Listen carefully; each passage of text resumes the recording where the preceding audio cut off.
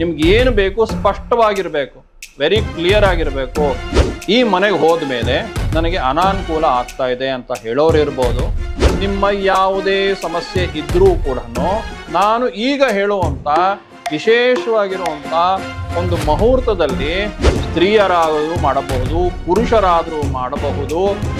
ಯಾವುದೇ ಒಂದು ಶುಭ ಕಾರ್ಯ ಮಾಡಬೇಕಾದ್ರೂ ಕೂಡ ನಿಮ್ಮ ಕುಲದೇವರು ಬೇಕೇ ಬೇಕು ಅಂತ ಹೇಳ್ತೀನಿ. ಆ ಮುಕ್ಕೋಟಿ ದೇವತೆಗಳನ್ನು ಕೂಡ ಆಹ್ವಾನ ಮಾಡ್ಬೋದು. ನವಗ್ರಹಗಳು ಮಾಡುವಂಥದ್ದು, ಆ ಋಷಿ ಪರಂಪರೆಯನ್ನು ಕೂಡ ಆ ಋಷಿಗಳ ಅನುಗ್ರಹ ಬೇಕಾಗತ್ತೆ. 3 ಗಂಟೆ 18 ನಿಮಿಷದಿಂದ 3 ಗಂಟೆ 58 ನಿಮಿಷ, ಇದನ್ನು ಮಾತ್ರ ಮರಿಬೇಡಿ. ಈ ಸಮಯದಲ್ಲಿ ನಮಸ್ಕಾರ ವೀಕ್ಷಕರಿಗೆ, ಬಿ ಹ್ಯಾಪಿ ಗೋಲ್ಡ್ ಚಾನಲ್ಗೆ ತಮಗೆಲ್ಲರಿಗೂ ಸ್ವಾಗತ, ಸುಸ್ವಾಗತ. ಮತ್ತೊಂದು ಮಗದೊಂದು ಕಾರ್ಯಕ್ರಮದ ನಾನು ಮುಂದೆ ಇದ್ದೀನಿ. ಇದೇನಪ್ಪ ಅಂದರೆ ವಾಸ್ತು ವಿಚಾರ. ವಾಸ್ತು ಅಂದರೆ ಏನಪ್ಪ, ನಾನು ಇವತ್ತು ಕೊಡ್ತಾ ಇರೋ ವಾಸ್ತು ವಿಚಾರ ಅಲ್ಟಿಮೇಟ್ ಅಂತ ತಿಳ್ಕೊಳ್ಳಿ. ಆ ವಿಚಾರವನ್ನು ತಿಳಿಸ್ತಾ ಇದ್ದೀನಿ. ಏನಪ್ಪ ಇದು ಅಲ್ಟಿಮೇಟ್ ಅಂದರೆ, ನಿಮ್ಮ ಮನೆ ಯಾವ ರೀತಿಯಲ್ಲಿ ಬೇಕಾದರೂ ಇರಲಿ, ಅಂದರೆ ವಾಸ್ತು ಇಲ್ಲ ಅಂತ ಅಂದ್ಕೊಳ್ಳೋಣ. ವಾಸ್ತು ಇಲ್ಲ ಅಂದರೆ ಏನು? ಈ ಮನೆಗೆ ಹೋದ ಮೇಲೆ ನನಗೆ ಅನಾನುಕೂಲ ಆಗ್ತಾ ಇದೆ ಅಂತ ಹೇಳೋರು ಇರ್ಬೋದು. ಈ ಮನೆಗೆ ಹೋದ್ಮೇಲೆ ನನಗೆ ಅನುಕೂಲ ಆಗ್ತಿದೆ ಅಂತ ಹೇಳೋರು ಇರ್ಬೋದು. ಇನ್ನು ನಾನು ಮನೆ ಕಟ್ತಿದ್ದೀನಿ ಅಂತ ಹೇಳೋರು ಇರ್ಬೋದು. ಮನೆಗೆ ಪ್ಲ್ಯಾನ್ ಹಾಕಿಸ್ತಾ ಇದ್ದೀನಿ ಅಂತ ಹೇಳೋರು ಇರ್ಬೋದು.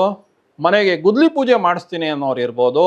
ಅಥವಾ ನಿಮ್ಮ ಯಾವುದೇ ಸಮಸ್ಯೆ ಇದ್ದರೂ ಕೂಡ ನಾನು ಈಗ ಹೇಳುವಂಥ ವಿಶೇಷವಾಗಿರುವಂಥ ಒಂದು ಮುಹೂರ್ತದಲ್ಲಿ ನೀವು ಪ್ರಾರ್ಥನೆ ಮಾಡಿದ್ದೇ ಆದಲ್ಲಿ ನಿಮ್ಮ ಮನಸ್ಸಿಗೆ ಏನು ಬೇಕಾಗಿರುವಂಥದ್ದು ಆಸೆ ಇದೆಯೋ ಆಸೆಯನ್ನು ಈಡೇರಿಸ್ಕೊಳ್ಳೋದಕ್ಕೆ ವಾಸ್ತು ಪುರುಷ ದಿನದ ವಿಶೇಷವಾಗಿ ನಾಳೆ 23ನೇ ತಾರೀಕು ಭಾನುವಾರ ಬರುವಂಥ ವಾಸ್ತು ಪೂಜೆಯನ್ನು ಮಾಡಿದ್ದೇ ಆದಲ್ಲಿ ತುಂಬ ತುಂಬ ತುಂಬ ಅನುಕೂಲ ಆಗತ್ತೆ ಅಂತ ಹೇಳಲಿಕ್ಕೆ ಬಯಸ್ತಾ ಇದ್ದೀನಿ. ಇದು ನಿಮಗೆ ಯಾವುದೇ ಒಂದು ಟೆಕ್ಸ್ಟ್ ಬುಕ್ಗಳಲ್ಲಿ ಅಥವಾ ಯಾವುದೇ ಒಂದು ಬೇರೆ ಟೆಕ್ಸ್ಟ್ ಬುಕ್ ಅಂದರೆ ನಾನು ಹೇಳ್ತಾ ಇರೋದು ವಾಸ್ತು ರಿಲೇಟೆಡ್ ಪುಸ್ತಕಗಳಲ್ಲಿ ಈ ವಿಚಾರ ತಿಳಿಸೋದು ಭಾರಿ ಕಡಿಮೆ. ಅಥವಾ ಅನೇಕ ವಾಸ್ತು ತಜ್ಞರು ಕೂಡ ಈ ವಿಚಾರ ಹೇಳೋದು ಸ್ವಲ್ಪ ಕಮ್ಮಿ ಅಂತ ನಾನು ಅನ್ಕೊತೀನಿ. ಎಲ್ಲರೂ ಹೇಳ್ತಾರೆ ಅಂತ ನಾನು ಹೇಳಕ್ಕೆ ಹೋಗೋದಿಲ್ಲ. ನನ್ನ ಗುರುಗಳ ಅನುಗ್ರಹದಿಂದ ವರ್ಷಕ್ಕೆ 8 ದಿನ ವಾಸ್ತು ಪುರುಷ ಏನು ಬೇಕಾದರೂ ಕೊಡೋವಂಥ ಸಮಯ ಇದೆ. ಅದು ಈ ಭಾನುವಾರ ಬಂದಿದೆ 23ನೇ ತಾರೀಕು 3 ಗಂಟೆ 18 ನಿಮಿಷದಿಂದ 3 ಗಂಟೆ 58 ನಿಮಿಷದ ಒಳಗೆ ಮಾಡಬೇಕಾಗಿರುವಂಥ ಒಂದು ಸಣ್ಣ ಪೂಜಾ ಕಾರ್ಯಕ್ರಮ ಅಂತ ಹೇಳ್ತೇನೆ. ಯಾರು ಬೇಕಾದರೂ ಮಾಡಬಹುದು, ಸ್ತ್ರೀಯರಾದರೂ ಮಾಡಬಹುದು, ಪುರುಷರಾದರೂ ಮಾಡಬಹುದು. ಜಾತಿ ಭೇದ ಇಲ್ಲ, ಧರ್ಮ ಭೇದ ಇಲ್ಲ. ವಾಸ್ತು ಅಂದರೆ ಏನಪ್ಪ ಅಂದರೆ ಮನೆಯಲ್ಲಿ ವಾಸ ಮಾಡ್ತಾ ಇದ್ದೀವಿ. ಇದಕ್ಕೆ ಯಾರು ಬೇಕಾದರೂ, ನನಗೆ ಅನೇಕ ಜನ ಬೇರೆ ಅನ್ಯ ಧರ್ಮೀಯದವರು ಕೂಡ ಇದ್ದಾರೆ, ಸ್ನೇಹಿತರು. ನಾನು ಅವ್ರಿಗೂ ಕೂಡ ಹೇಳ್ಕೊಟ್ಟಿದ್ದೀನಿ.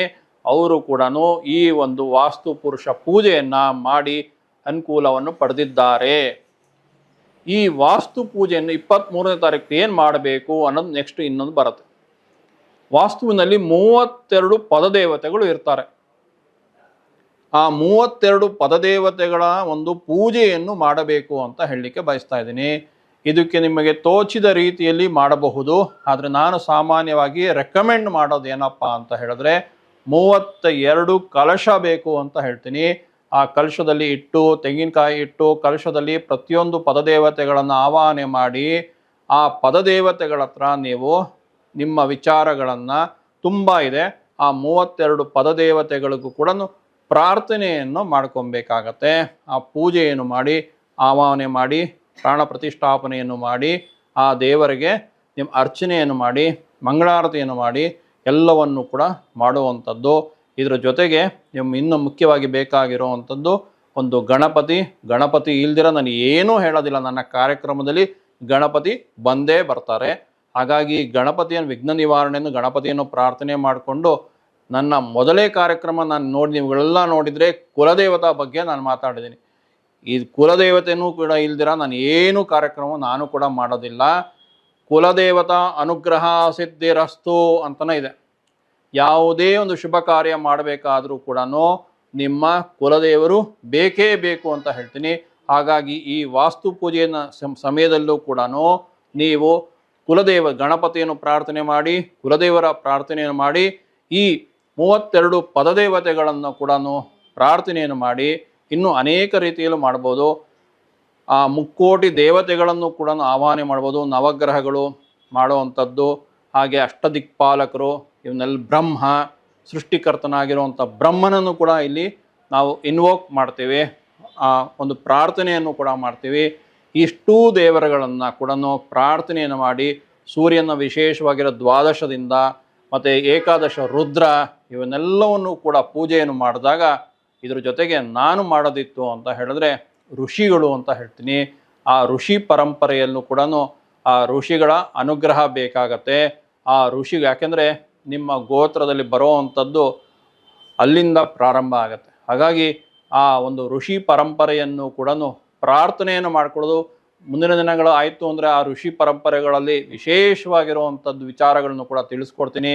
ಹಾಗೆ ನವನಾಥರು ಅಂತ ಬರ್ತಾರೆ, ನವನಾಥರ ಬಗ್ಗೆ ಕೂಡ ತಿಳಿಸ್ಕೊಡ್ತೀನಿ. ಹಾಗೆ ಸಿದ್ಧರು ಬರ್ತಾರೆ, ಸಿದ್ಧರ ಬಗ್ಗೆ ಕೂಡ ಮುಂದಿನ ಕಾರ್ಯಕ್ರಮಗಳಲ್ಲಿ ಮಾತಾಡೋಣ. ಇವರೆಲ್ಲರೂ ಕೂಡ ನಿಮ್ಗೆ ಯಾವುದು ನಿಮ್ಮ ಬಂಧು ಮಿತ್ರರಿರ್ಬೋದು, ನಿಮ್ಮ ಗುರುಗಳಿರ್ಬೋದು, ನಿಮ್ಮ ಗುರು ಪರಂಪರೆ ಇರ್ಬೋದು. ಎಷ್ಟೋ ಜನ ಶ್ರೀವಿದ್ಯೆ ಏನು ಮಾಡ್ತಿರ್ತೀರಾ, ಇನ್ನೂ ಅನೇಕ ವಿದ್ಯೆಗಳನ್ನು ಮಾಡ್ತಾ ಇರ್ತೀರಾ.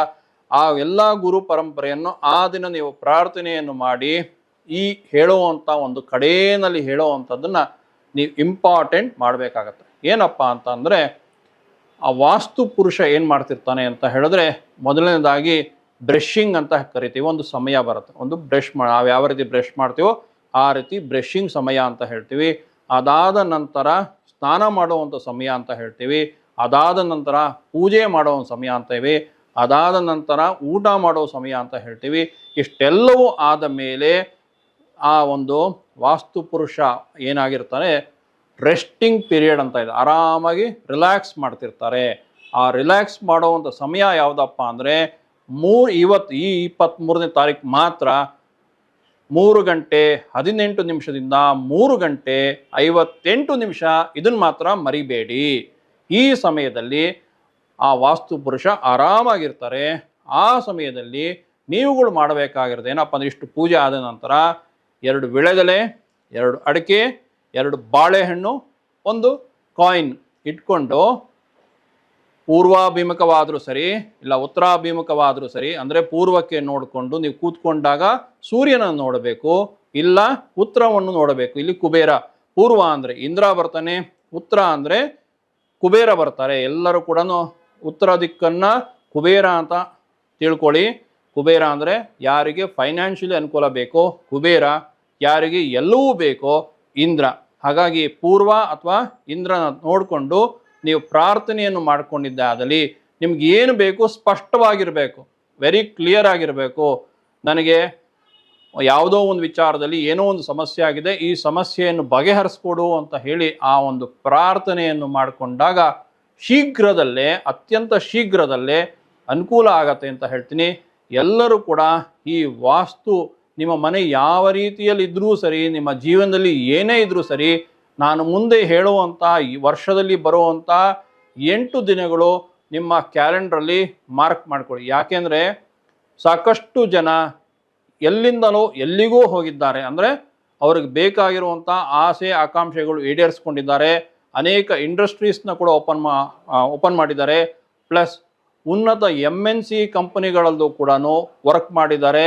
ಈ ಥರ ಅನ್ಲಿಮಿಟೆಡ್, ಇನ್ಕ್ಲೂಡಿಂಗ್ ಯಾವುದೇ ವಿಚಾರ ತಗೊಳ್ಳಿ, ಆರೋಗ್ಯ ವಿಚಾರ ಬಂದರೂ ಕೂಡ ಆರೋಗ್ಯದಲ್ಲಿ ಚೆನ್ನಾಗಾಗಿದ್ದಾರೆ, ಹಣಕಾಸಿನ ವಿಚಾರ ಚೆನ್ನಾಗಾಗಿದ್ದಾರೆ, ಮದುವೆನ ಚೆನ್ನಾಗಿದೆ, ವಿದ್ಯಾರ್ಥಿಗಳು ಚೆನ್ನಾಗಿದ್ದಾರೆ.